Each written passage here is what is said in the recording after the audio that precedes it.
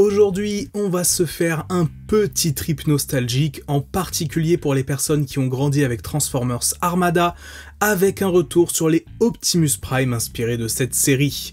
Salut tout le monde, c'est Magnus, et on se retrouve pour un nouvel épisode du Magnus Toy Show, l'émission qui vous parle des jouets Transformers.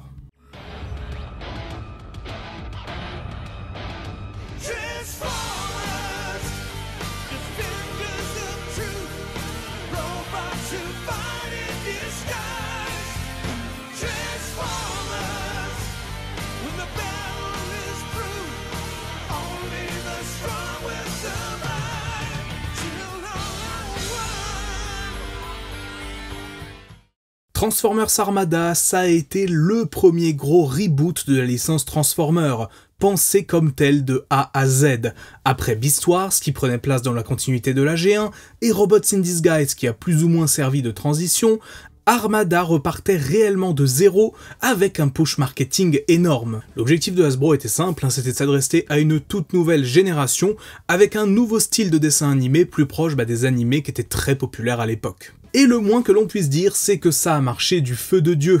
La gamme de jouets Armada a été un carton auprès du public cible, à tel point que pour capitaliser sur sa popularité, plusieurs figurines de l'époque de Beast Wars ont été recolorées et recommercialisées en attendant que les différentes vagues de jouets de la série soient produites. Bref, c'était une grosse réussite pour la licence, et bien évidemment, l'une des pièces maîtresses de la gamme Armada, c'était la toute nouvelle version du leader des Autobots, à savoir Optimus Prime, bien évidemment. Alors je sais ce que vous allez me dire, Magnus, t'as pas confondu avec Nemesis Prime là?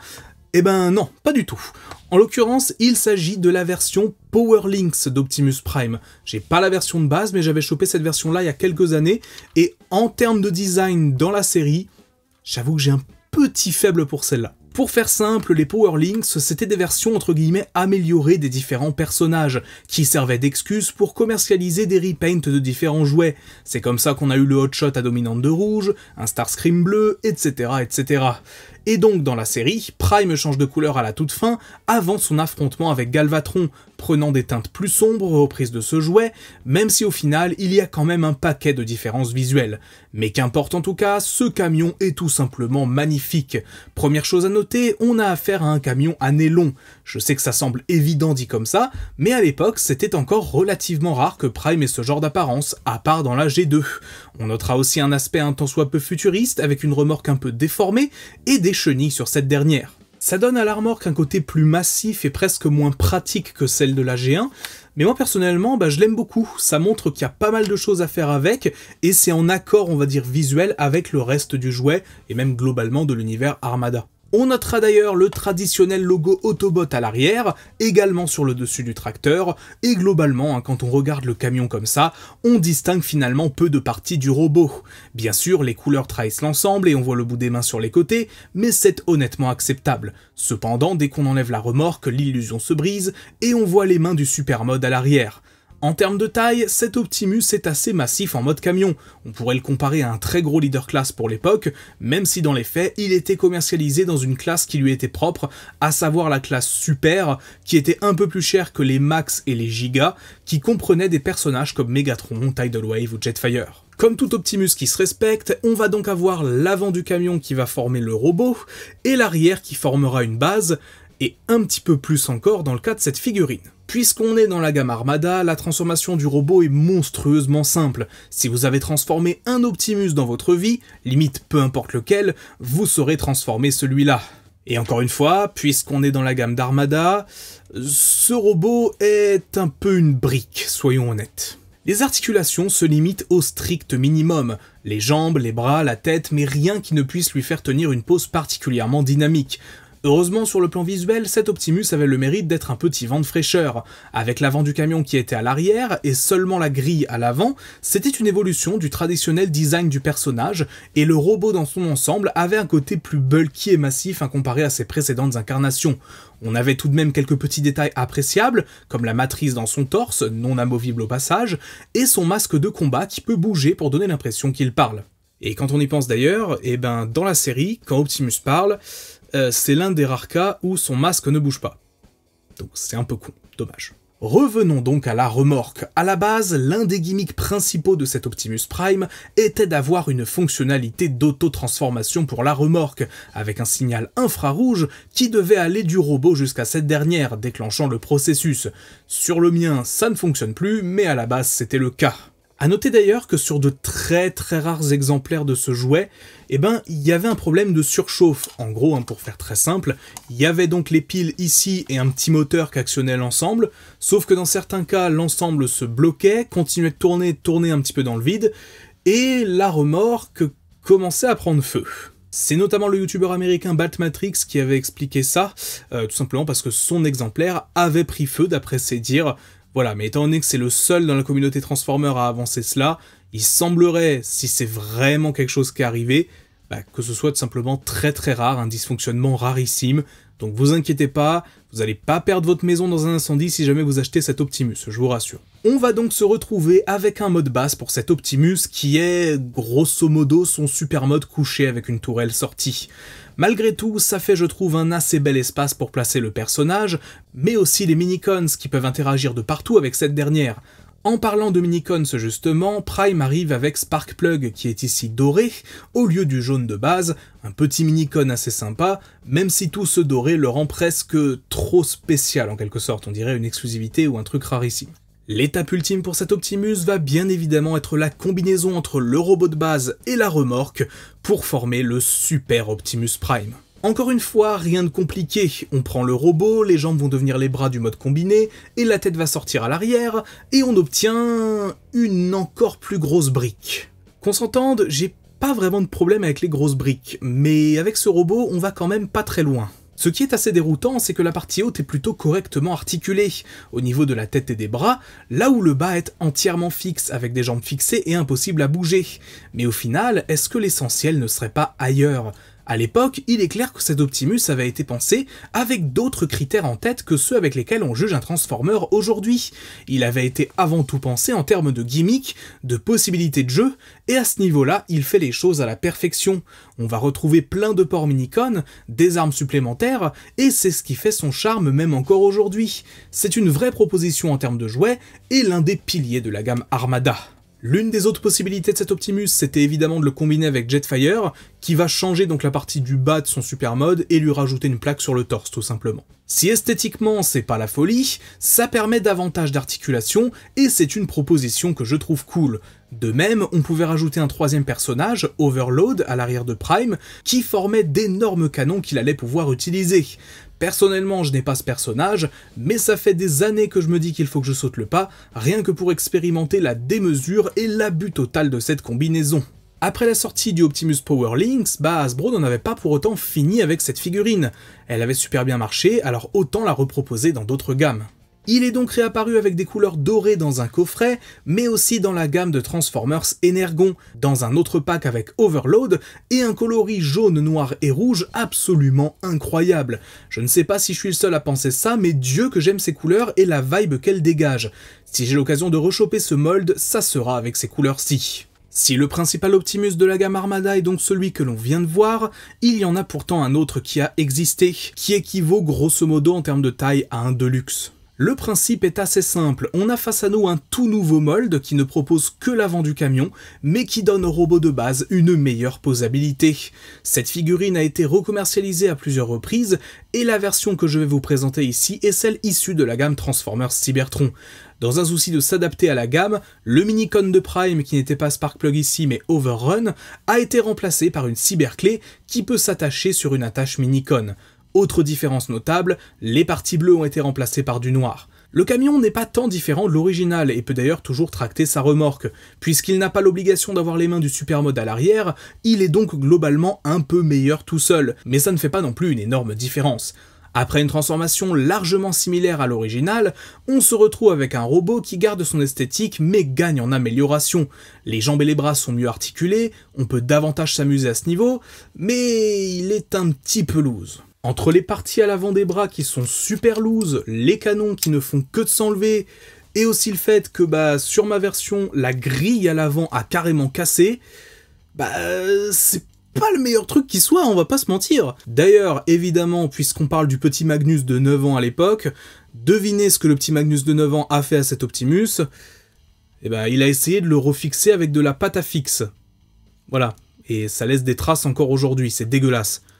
Putain, il y a tellement de trucs que j'aurais pas dû faire à l'époque, qu'est-ce que j'étais con. L'idée était là, et on peut la saluer, mais dans une période où les gammes Transformers rimaient avec gimmick et jouabilité avant tout, vouloir proposer une nouvelle version d'un personnage qui enlève une grosse partie du fun qu'il procure, ce n'était peut-être pas la meilleure chose à faire. En principe, ça permettait d'avoir un Optimus plutôt sympa à moindre frais, mais dans les faits, c'est l'une des figurines, si ce n'est la figurine qui s'est le moins bien vendue de la gamme Armada, et même si elle a été reproposée quelques fois dans les années à venir, principalement par facilité, dans des coffrets, ou dans une autre gamme là ici comme Cybertron, ça reste l'un des plus gros échecs de la gamme, malheureusement. Pendant de longues années, à mesure que les Transformers se complexifiaient et gagnaient en articulation, l'un des souhaits les plus fous des fans était de voir une espèce de grosse mise à jour de cet Optimus d'Armada, une sorte de remake, si je peux dire, de la figurine de l'époque, avec simplement des articulations modernes qui lui permettraient davantage de choses en termes de posabilité. En 2019, à l'occasion d'une convention, un prototype d'un nouveau jouet d'Optimus a été dévoilé par le fabricant Takara,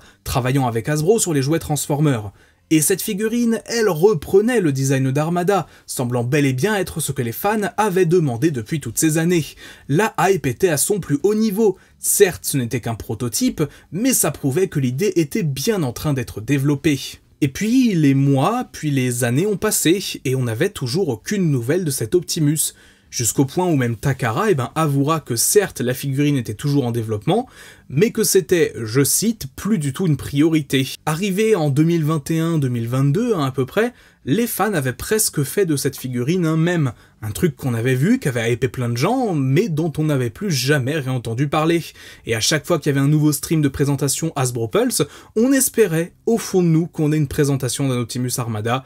Bien souvent, malheureusement, ça n'arrivait pas. Mais après toutes ces années d'attente, fin 2022, à l'annonce de la gamme Legacy Evolution, le visuel promotionnel de cette dernière a révélé un premier aperçu du personnage, visible tout en haut.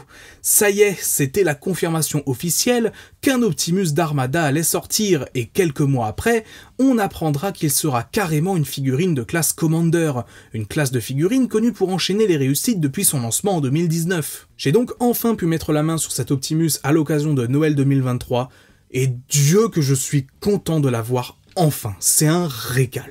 Quand on parle de modernisation de figurines, cet Optimus devrait être cité en exemple. Il reprend plein de choses qui faisaient le charme de l'original, tout en y apportant de la complexité, et bien évidemment des articulations. Le camion tout d'abord est, sans surprise, une reprise de l'original. On retrouve les mêmes chenilles à l'arrière, le même logo Autobot sur le côté et sur le dessus du tracteur, avec une finition un peu plus mate dans l'ensemble, à l'exception de l'avant du camion recouvert d'un très joli silver. Une fois la remorque détachée, on retrouve, tout comme sur le jouet original, les mains du super mode à l'arrière du camion, et ça démontre un point fondamental. L'ingénierie de cet Optimus n'a pas été fondamentalement changée, elle a simplement été améliorée. Et c'est pour ça justement que je parle de bonne modernisation. Tout ce qui marchait sur l'original, toute l'âme si je peux dire du jouet de base, elle a été conservée. Ça a simplement été amélioré. On a changé des petites choses, on a changé ce qui devait être changé, mais la figurine en elle-même, si vous avez eu l'original, vous n'allez pas du tout être perdu avec ce nouvel Optimus, et c'est pas une mauvaise chose, ça prouve juste que l'original avait beaucoup de qualité, et qu'il lui fallait finalement pas grand-chose pour être une vraie excellente figurine. Après tout, pourquoi vouloir changer à tout prix des choses qui fonctionnent déjà? Et donc, le robot de cet Optimus est vraiment excellent. Tous les reproches faits à l'original pouvaient se résumer principalement aux articulations, et c'est un problème qui a été réglé ici. Plein de mouvements partout, des super amplitudes, une matrice cette fois-ci amovible, bref, un régal. Le seul reproche concret que je vais faire à ce robot, c'est la partie en dessous du torse, où on devine la séparation pour les jambes, mais à part ça, c'est un quasi sans faute à mes yeux. La remorque de son côté a bien évidemment perdu son aspect électronique au profit d'une manipulation un peu plus agréable. De nouveau, le mode base est grosso modo le super mode couché, mais ce n'est pas si grave. En revanche, étant donné que la plupart des figurines Legacy inspirées d'Armada n'ont pas de mini-con, ça rend cette base un peu tristoun, et je trouve qu'il n'y a pas autant de choses à y faire qu'à l'époque. La transformation de la remorque en super mode demande de réfléchir un tout petit peu plus qu'à l'époque, mais elle n'est pas bien compliquée non plus. Et une fois le robot assemblé, oh my god, il est magnifique. C'est pour ce genre de choses que la gamme Commander existe, c'est pour ce genre de choses que je continue de collectionner des Transformers. comment prendre un design qui à la base était une énorme brique et en faire, aujourd'hui, un vrai robot posé, articulé, super cool à avoir en main. Contrairement à l'original, les articulations ne sont donc plus limitées au haut du supermode, et les jambes sont super solides, permettant de se faire plaisir sur la posabilité. On va même retrouver des doigts articulés sur les mains, où on peut bien évidemment lui faire tenir un fusil, ou toute autre arme incompatible avec un port 5 mm. L'arrière du mode robot est un poil tristoun, mais au moins il ne gêne pas l'avant du robot, et c'est tout ce qu'on lui demande. Pour beaucoup de fans, cet Optimus de la gamme Armada est la meilleure figurine TF de l'année 2023. Et j'avais dit dans ma review du Bone Crusher Masterpiece Movie il y a quelques semaines maintenant, que ça allait se jouer entre ces deux-là pour ma figurine Transformers préférée de l'année. Eh ben oui, je dois le dire, cet Optimus a coiffé au poteau dans la dernière ligne droite le Bone Crusher, tout simplement parce que je prends beaucoup plus de plaisir à l'avoir en main. Ces deux figurines fondamentalement différentes après, je veux dire, elles sont excellentes l'une comme l'autre. Avoir ce dernier entre les mains, le faire passer du mode camion au mode robot, puis au super mode, et vice versa, ça me rappelle pourquoi j'aime toujours autant les Transformers, et pourquoi ces robots comptent autant à mes yeux. Cet Optimus Prime, on l'a attendu des années, mais je pense que maintenant, on peut se le dire, ça valait le coup. Quelle évolution pour cet Optimus d'Armada. Revisiter le personnage, c'est revisiter 20 ans de l'histoire de la licence quand même. Si personnellement je n'ai pas connu Armada à sa sortie, j'ai tout de même un attachement particulier à cette série, et à ces jouets que j'ai collectionnés avec le temps, et la sortie du Legacy récemment ne pouvait pas être un meilleur hommage à l'une des périodes les plus iconiques de l'histoire de la licence. J'espère vraiment que ce nouvel épisode du Magnus Toy Show vous aura plu. Comme d'habitude, dites-moi ce que vous en avez pensé en commentaire. Est-ce que vous avez l'un de ces Optimus d'Armada? Est-ce que vous avez récemment pu ajouter le Commander Class à votre collection? Et si oui, dites-moi ce que vous en pensez. N'oubliez pas comme toujours le petit like, l'abonnement et la cloche, c'est peu mais ça aide beaucoup. Sur ce, c'est tout pour moi, c'était Magnus, portez-vous bien, on se dit à très vite, ciao!